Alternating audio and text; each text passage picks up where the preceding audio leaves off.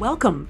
Today we'll solve one of calculus's trickier integrals, the integral of secant x. Let's start with our integral. We want to find the integral of secant x dx. This is a challenging integral that requires a clever substitution trick. The key insight is to multiply and divide by secant x plus tangent x. This might seem strange at first, but watch what happens. Let's make a substitution to simplify this.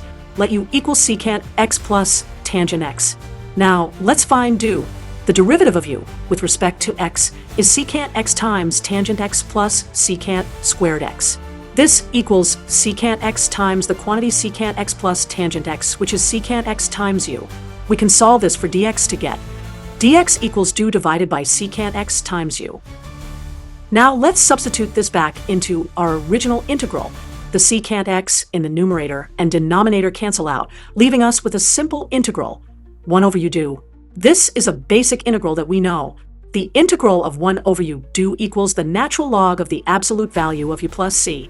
Finally, let's substitute back u equals secant x plus tangent x. Our final answer is the integral of secant x dx equals the natural log of the absolute value of secant x plus tangent x plus c. Let's verify this is correct by taking the derivative. The derivative of natural log gives us 1 over secant x plus tangent x times the derivative of secant x plus tangent x, which equals secant x, confirming our answer is correct. And that's how we solve the integral of secant x. Remember, the key was multiplying and dividing by secant x plus tangent x, which allowed us to make a clever substitution. Thank you for watching.